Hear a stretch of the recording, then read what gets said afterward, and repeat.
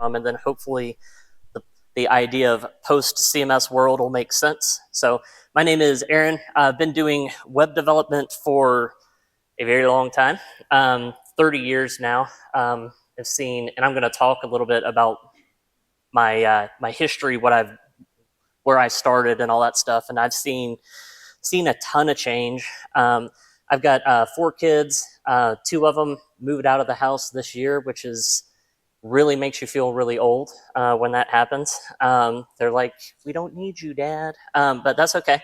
I'm based out of Atlanta, Georgia, and I've had a company called Clockwork Web Dev for about 6 or 7 years now, and it's a spinoff of my previous company, but I've been running an agency for about 16, 17 years now.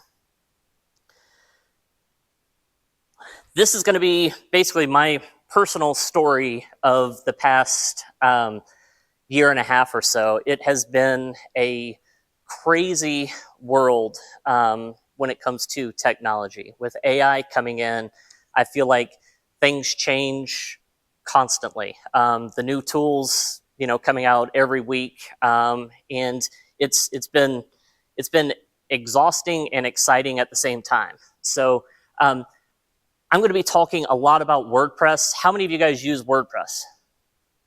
Okay, a lot of you. It's kind of hard not to. So I'm going to be talking about that. But if you don't use WordPress, some of the concepts, if you use Drupal or Joomla or whatever else is out there, the concept should transfer pretty easily. So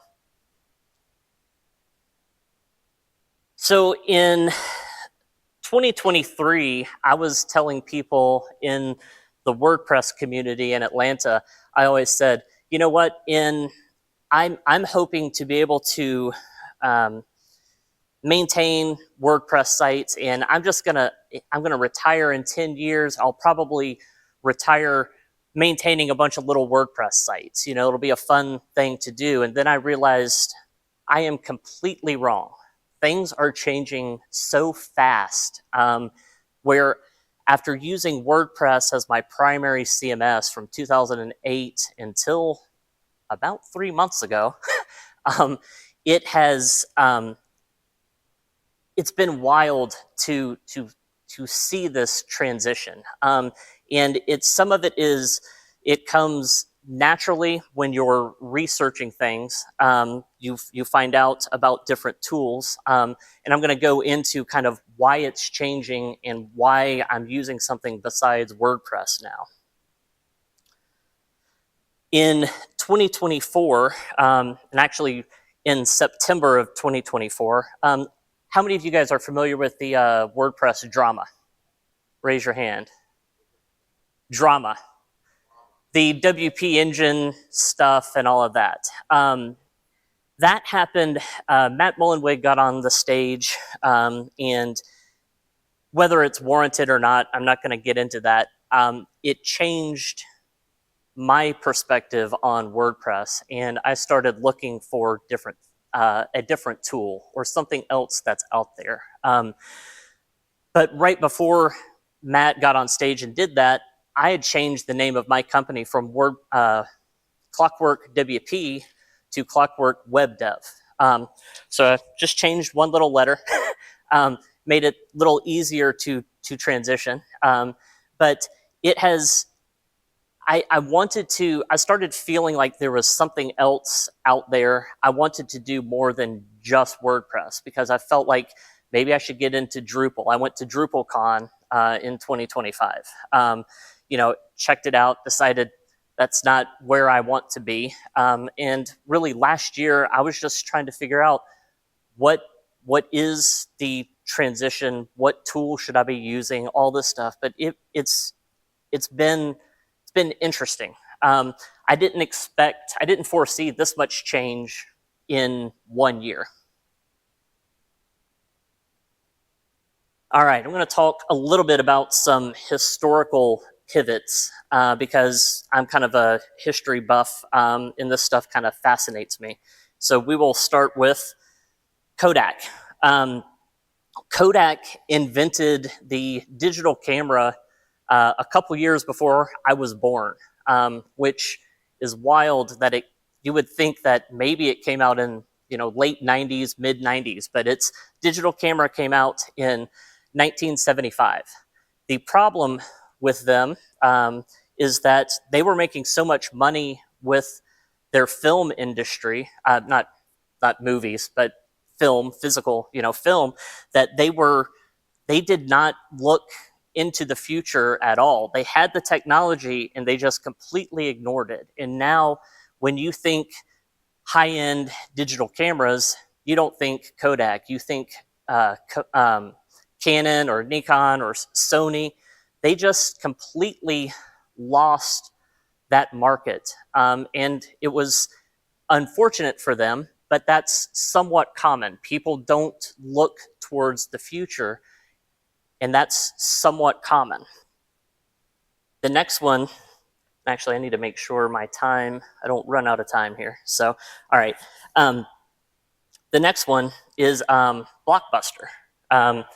All of you know this story, or maybe don't, but Netflix went to Blockbuster a long time ago, and they were offered the whole company for $50 million.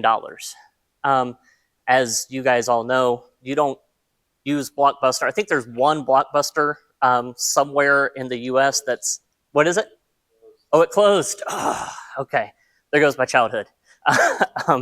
It's wild that you could just see that transition change. I remember I had a Blockbuster subscription where we would you could go and rent something at the store, and you could get like 3 movies, and then when you return those, you could also get stuff coming in the mail. I was like binge watching Lost. My wife and I got like hooked into that, and we kept using that, but it's very expensive for them to do the mail system and all that stuff. I don't understand why they didn't go digital. They just like Kodak, just missed the mark. They thought that what they had would last forever, and kind of like me with WordPress and the systems that we're using, I was thinking I'll be able to coast into retirement maintaining little websites, no problem.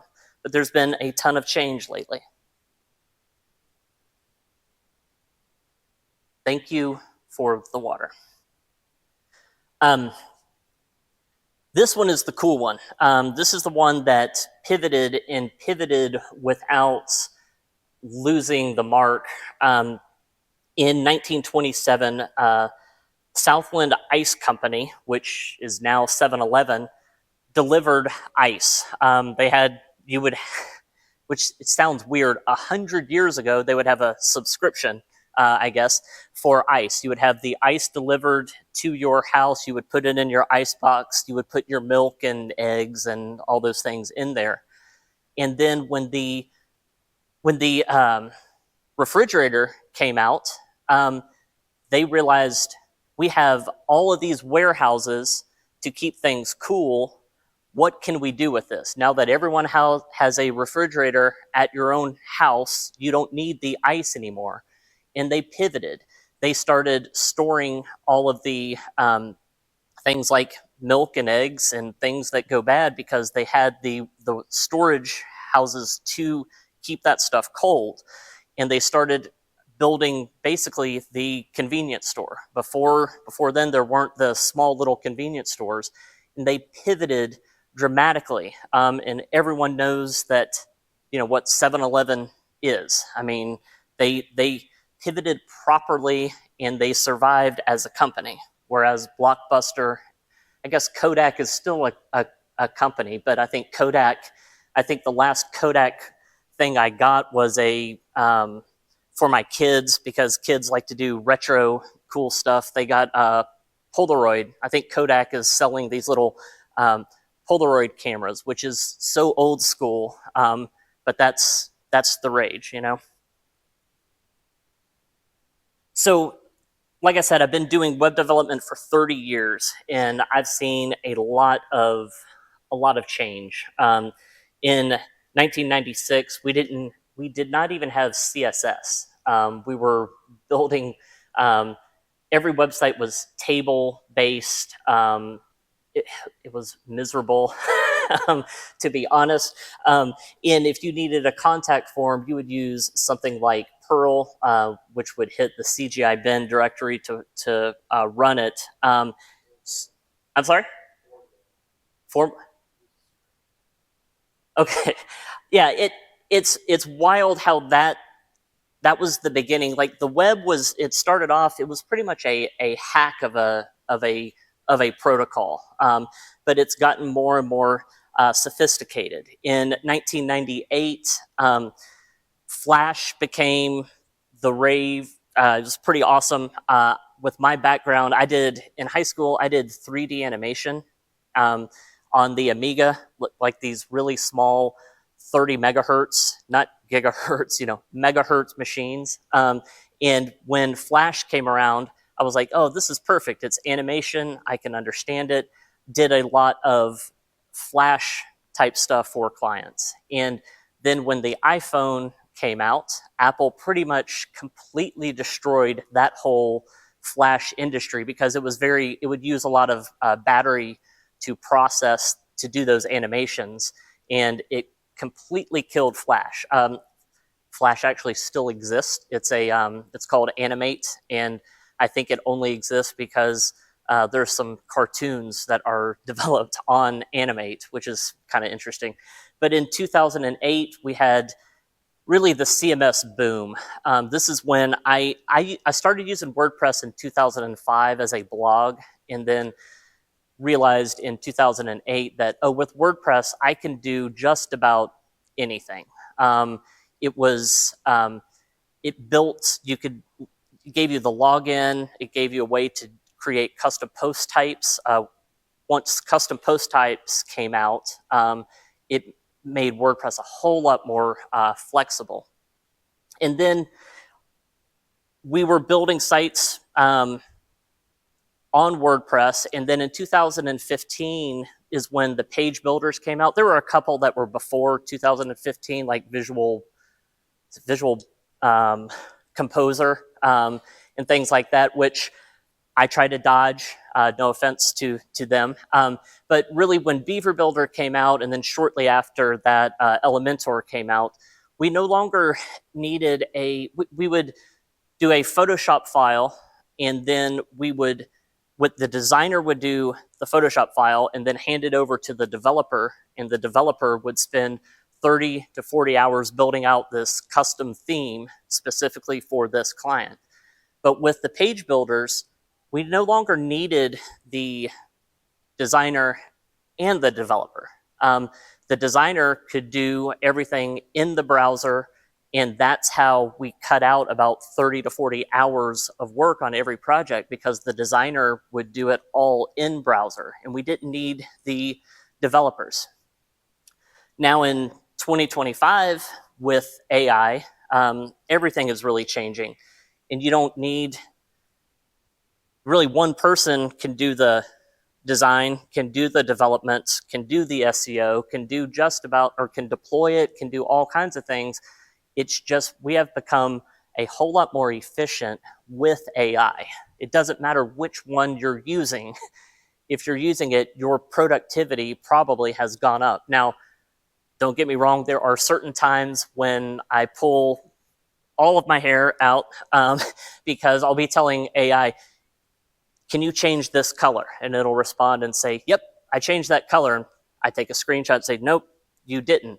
Sometimes it becomes extremely annoying. It's like having, I'll get into that later, but it can become super frustrating, but it still saves you time, even if it doesn't work all of the time.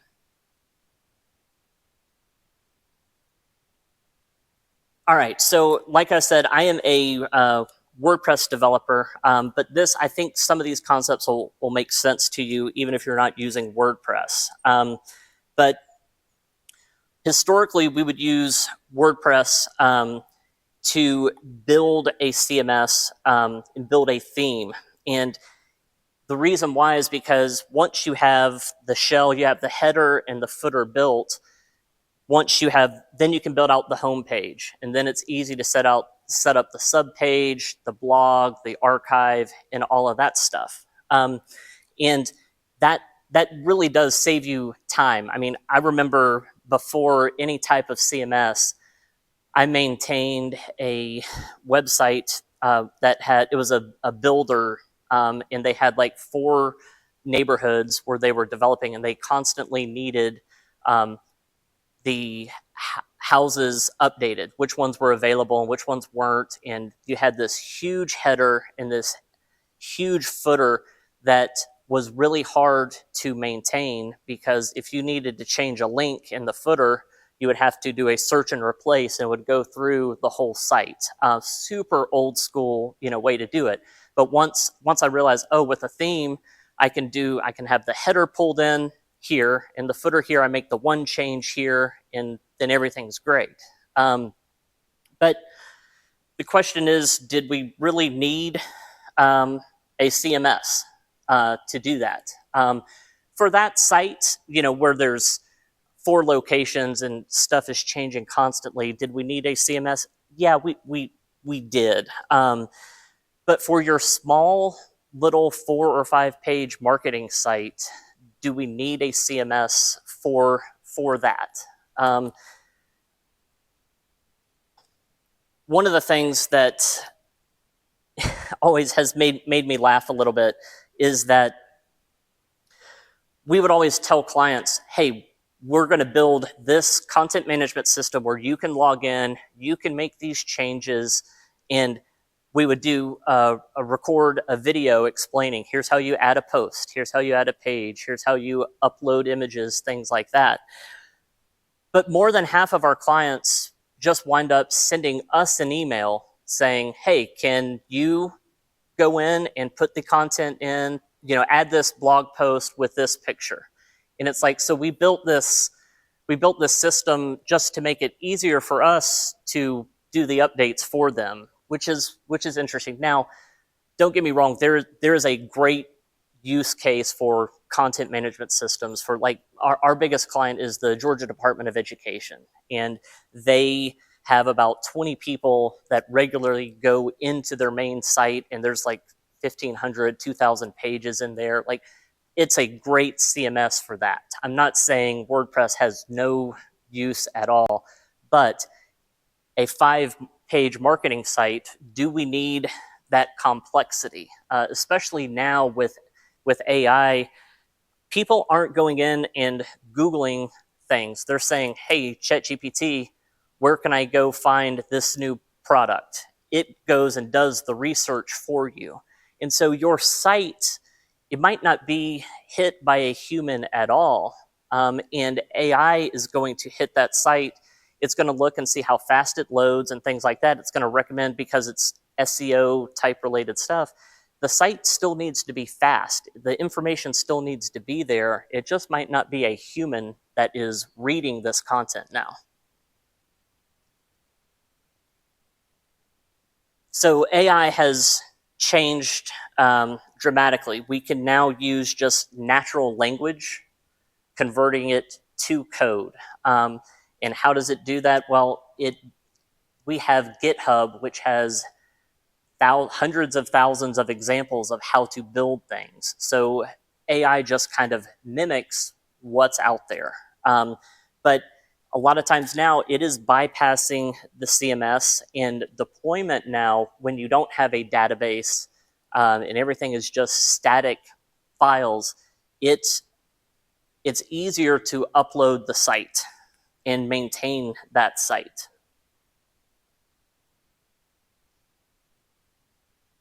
So the post-CMS world basically is just a shift to simplicity.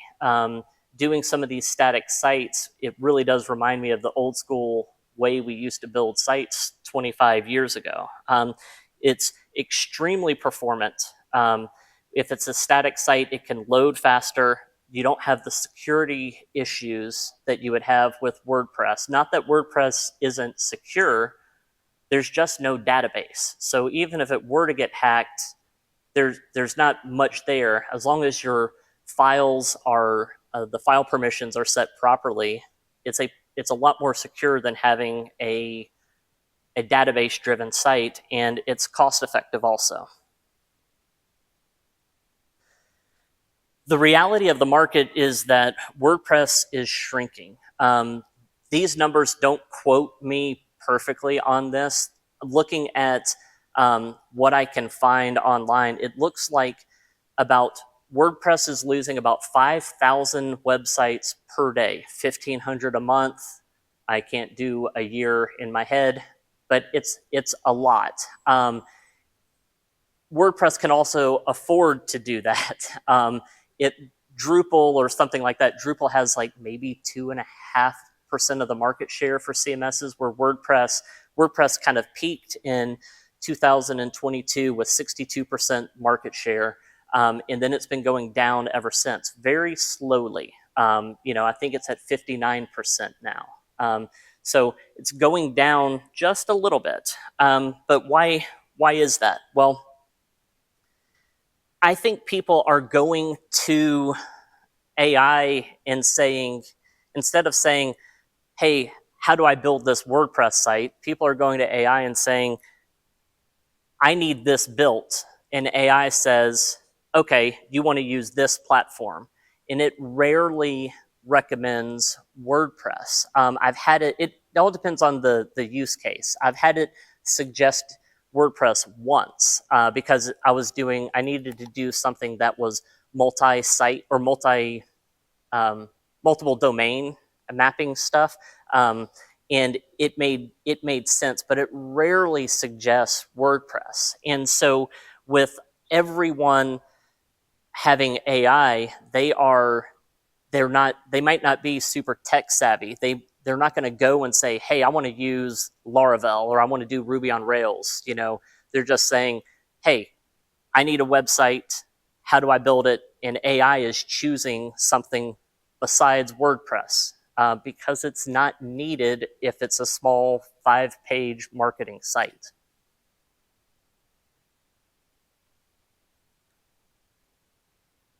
WordPress is also kind of a complexity trap, with the database and all that. But you also have the WP drama that has happened in September, where a lot of people I know that have been heavily involved in the WordPress community have started looking elsewhere for something else.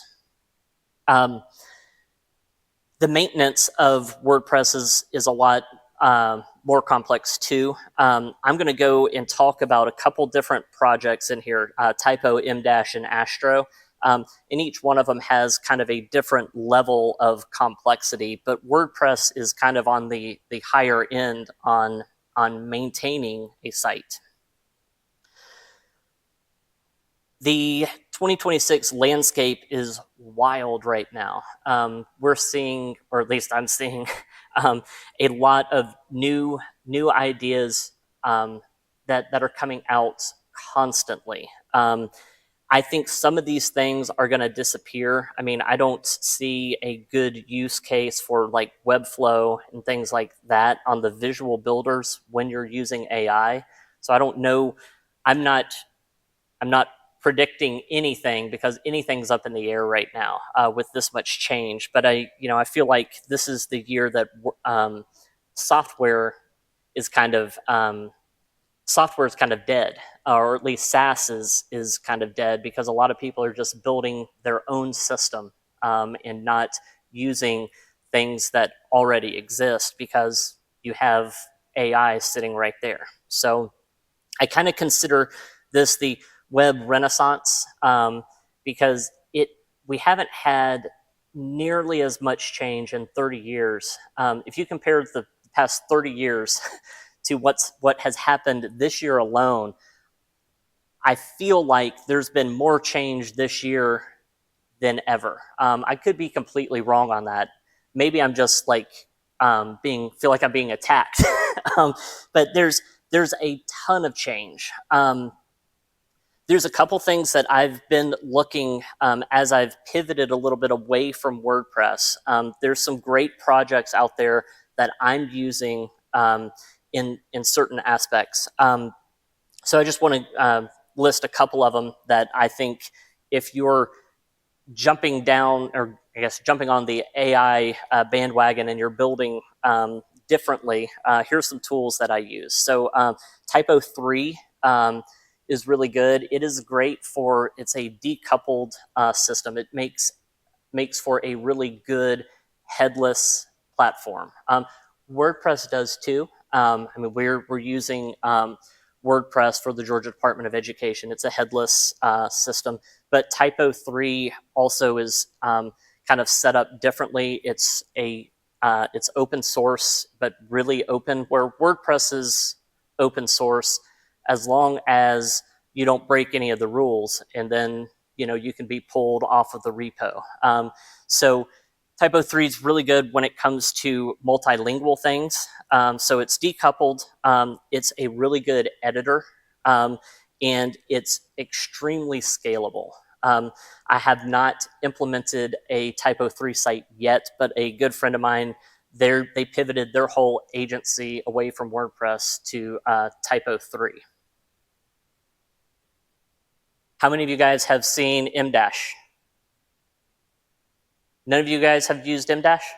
Okay, cool. So EmDash came out on April Fool's Day this year, and they touted it as the spiritual successor to WordPress.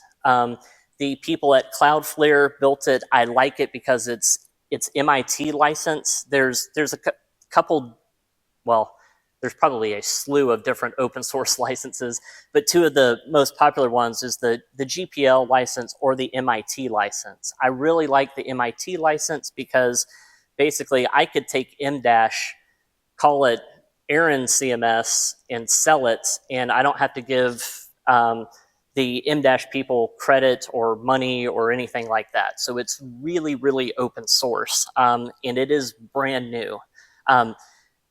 By using it, I felt like though I was using WordPress before page builders. The interface looks like it's 12 years old in the aspect of you're using old school HTML, like I don't know what their editor was, but if you're familiar with Tiny MCE editor, that's their little editor in there. So you feel like you're stepping back in time. I think EmDash, though, it's Git based. It doesn't require an SQL server, meaning it uses SQLite. So it is an SQL database, but it's one file. It's not a service that runs on the server. And it works really well with AI. I took Reimann.com and converted it from WordPress to EmDash just to see if I could. And I got the site loading. I could only get my WordPress site to load in about 2.5 seconds at the fastest. Converting it to EmDash, I was getting it to load in 0.5 second, which means everything now when it comes to SEO and AI. The underlying tool behind EmDash, it's based on Astro. And so I was looking at the EmDash project, and I was like, oh, I like how it's structured. It all made sense to me. And so I converted my EmDash site to an Astro site, and now AaronReimann.com is an Astro site. So it is, it's relatively new, 4+ years old. It's using the MIT license, and it's owned by the Astro company. It is super flexible. I have built quite a few projects. I kind of, I got the AI itch, I guess, from like March to April. I was staying up until 1 or 2 in the morning and waking up at 5 or 6 in the morning and going. It was like dopamine hits over and over again because I felt so productive. It's wild. I have calmed down since then, but all of the little projects that I've always thought, oh, I'll get to it at some point, but I never really had the time. But now with AI, I am able to build these projects, just personal projects for me. But what I like about it is that it is it can do server HTML rendering, but it also can be static. It by default doesn't use any JavaScript, but it does a really good job at managing JavaScript. It has these things that are called island architectures. And so it only calls the JavaScript stuff that is actually needed. It makes it super efficient. It's data agnostic, meaning it makes for a really good headless framework. So if you have WordPress or you have a Typo 3 site, you can connect that, and this can be your front end and pull all of the data, from some headless CMS. It's really good with SEO because everything is static. So you can you tell AI to, hey, make sure we have these keywords on these pages, and it does it, automatically. We don't have to deal with database trying to push data, to a server. And then there's another one called Hugo that I haven't personally used yet, but I found it a couple days ago, and it looks super interesting. It's open source. It's Apache. It's been around for a while, so it has documentation, but it's very similar to Astro. It's using it uses markdown files for everything, and that is, I think, probably about a year ago, a lot of people had no idea what a markdown file was, but I think it's kind of becoming the future of how a lot of static sites are managing their content.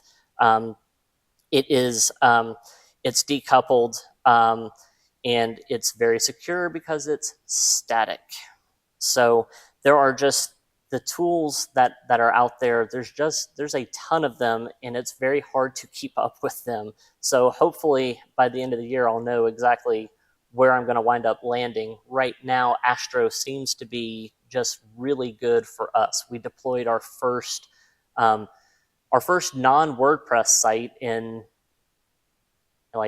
16, 17 years a month ago. And the client is super thrilled with it because it's wicked fast. So, but you don't have to be an expert to start doing this. Like, for example, I've never really gotten into Shopify because I didn't want to learn the language that I think it's called Liquid.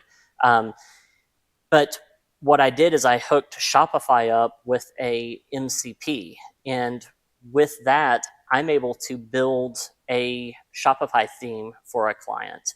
Basically, the doors have been opened a lot more where I can offer a lot of different tools where it's not just WordPress now. We're going to, Shopify is one of them. We're going to offer Drupal and Joomla. Just why not do the landing page? But with MCP protocol, which basically how many of you are familiar with an MCP?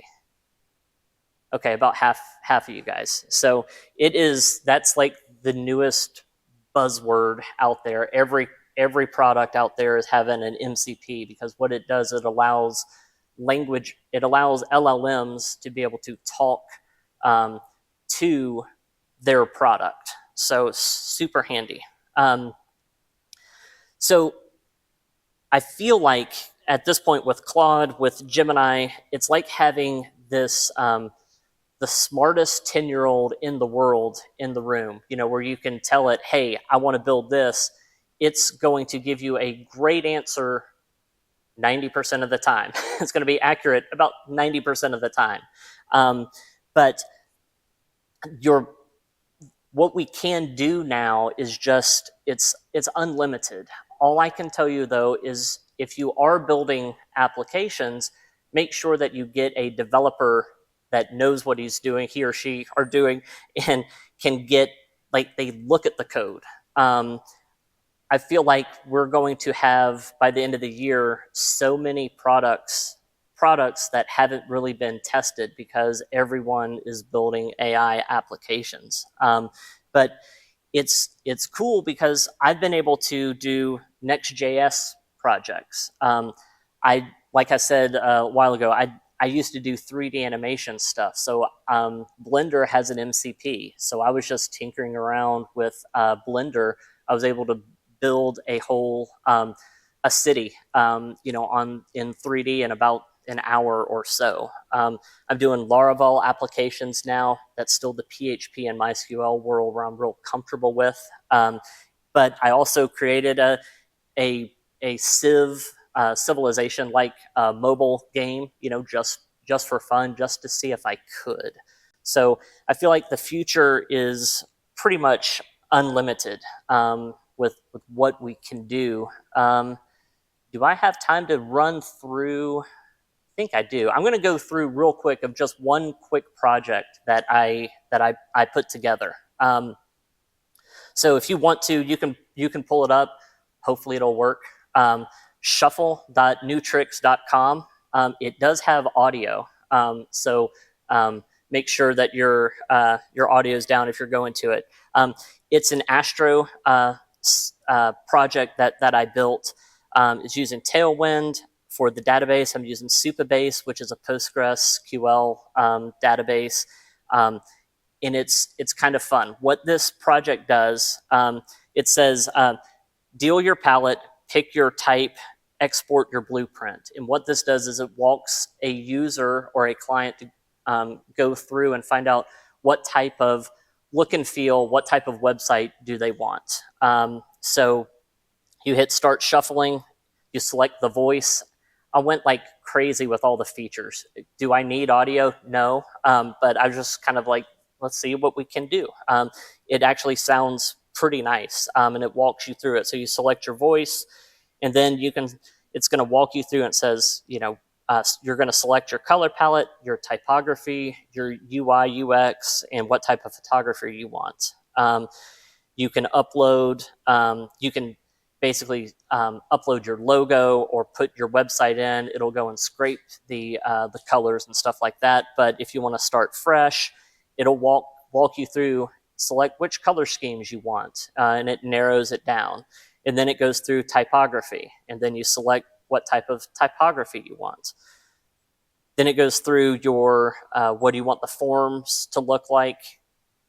What type of photography do you want? And then it shows you this is what you picked. And then you drop in your email address, and it gives you this markdown file that you can go and you feed it into AI, and then at least it gives you some kind of starting point. So you're not just saying, hey, AI, build me a website.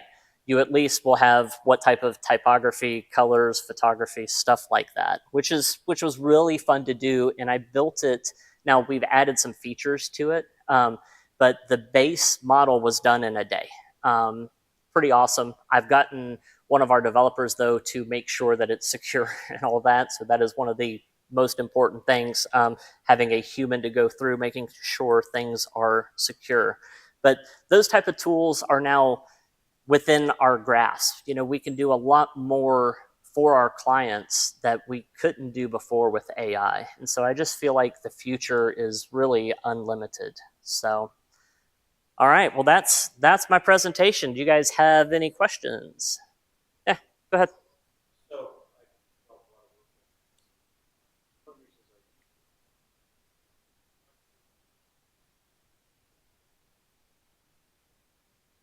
Tomorrow they're going to say to you, hey, I want to build a blog. Hey, I've got a book I want to start. And AI where it just Yep. The thing I like about WordPress are Yeah, I totally agree with you. That is why WordPress got popular, because you could there's a tool for everything you need. So I had I built an Astro site for someone, and basically they have one product that needed to be sold. And so there's a Stripe integration where I just told AI, we want to use Stripe. It connects to the Stripe API, and everything is done basically. Kind of the new way to build now is with middleware. So we're building these static sites, let's say a contact form, something a little more simple, contact form. With Astro, you can't really do that because it's a static site. You need something to trigger that. So we're using JavaScript basically that triggers middleware to submit things, to the APIs. So normally when we're building something, we have probably 2 or 3 different APIs that we're using to make it where it's interactive. Correct. Yep. Yeah.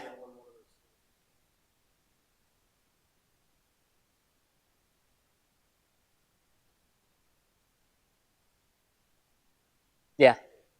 Yeah. I mean, I've been using Mailgun. I mean, for us, for like contact forms, we've been using Mailgun for 10 years or so, and that tends to work. So I don't see. I I get it. Some of those services will disappear, and I can see how that could be a concern. But I just feel like it's still it's worth it to me, for some sites. So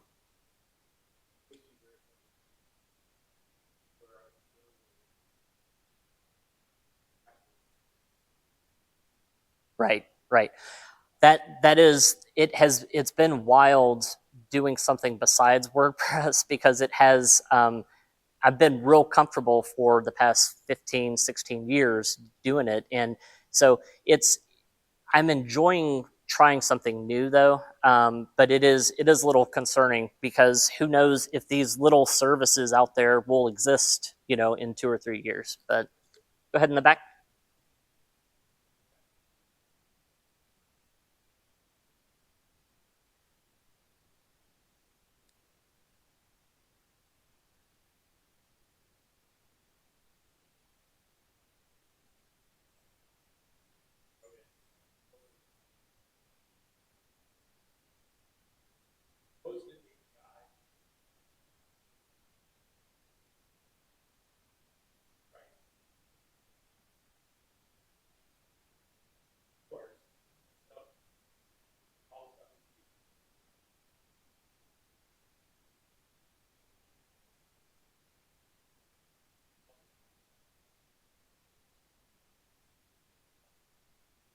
Right, right. Yeah, yeah, it's interesting. I mean, I you also have not trying to, I guess, devil's advocate, here, like I've also gotten a WordPress plugin before and installed it and realized that it's an SSL. It was a plugin that supposed to exist to make the website use force SSL on it. And what it wound up doing when you log in, you didn't notice it, but it redirected you somewhere else to log in, and it started capturing passwords. So it's like, it. I know it's rare, and WordPress has gotten a lot better about that. They used to not test anything, but with everyone using WordPress, they've tightened it down. But yeah, I get it. It is a little. It's just a different way to do it. But like with one of the projects we built, I also built a page where I can go and test all the APIs that it's using. So I can get. It's a good idea. I never thought I could set a notification up if it fails. Right now I just manually go and check and make sure all the APIs are working. But that's kind of how I'm managing that.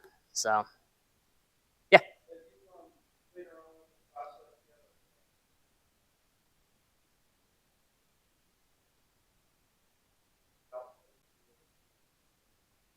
So, I'm sorry. So, let me get over down here just so I can hear you.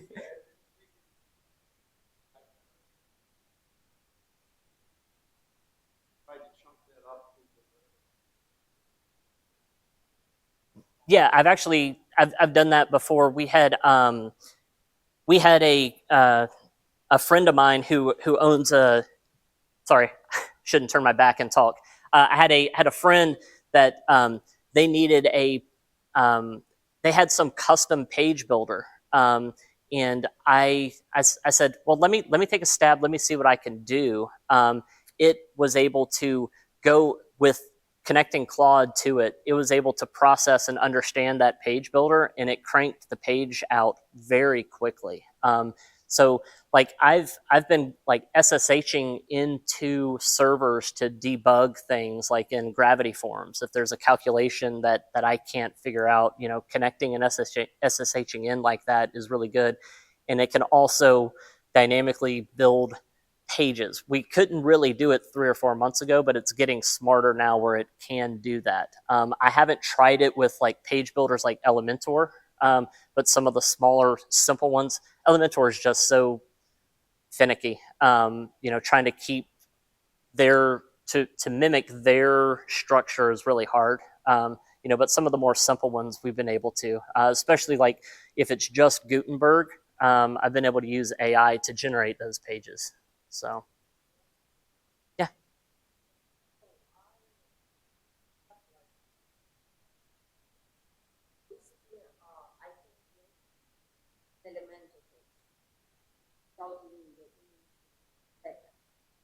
Without getting into what? Backend. Oh, yeah, yeah. WordPress. Yep. Let's say. So I started to build the website without even having an admin access, just with ColorCode. So it's there's 2 ways. It can generate the Elementor code, or it's using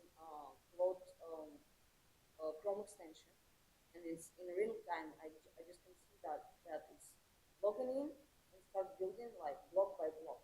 Yeah. And you can supervise, and you can even say, I don't like this, and put that right in real time. And so you're using the Claude extension, Chrome extension? ColorCode.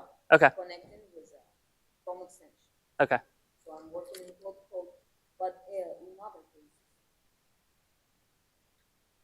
cases, what I couldn't get rid of, WordPress is great, but WooCommerce is still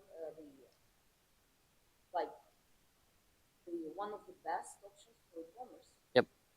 So we started to build like huge e-commerce sites, but it's still based on WooCommerce, without even logging in ever. Just checking in, and right. Now I have even connected with chat, with Telegram, ColorCode, so I'm doing executing on the server and sending it back to the yeah. Of the analyze work or page. And you're saving a ton of time doing that. So yeah. Just insane. I can do. I reduced like 5 or 10 times. Yeah. Yep. And like Pressable has, we have a lot of our sites on DigitalOcean, but I acquired a company a couple years ago, and they had all of their sites on Pressable. And Pressable has a MCP. And so now for us to maintain, anytime the clients ask us to make a change on those sites because of the MCP, we just do it directly in Claude. And it's, you know, we don't have to log into WordPress. We don't have to do anything. It's just all connected pretty smoothly. So just the time we're saving is pretty awesome. So last question, I think got 1 minute here. So.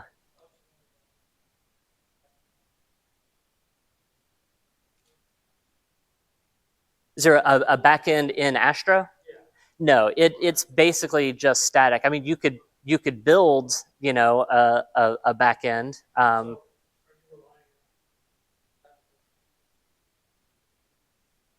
Yeah. Yep. So, well, yes, for now.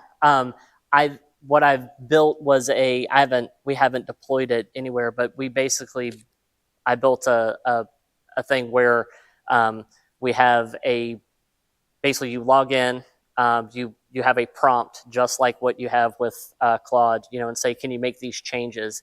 It makes those changes on the staging site, and then if you hit save, it does a git push basically to deploy it. So that's the system that I'm trying to build smoothly. So yes, there's not a backend that I trust yet, but my hope is by the end of the year we'll have a pretty good system for that.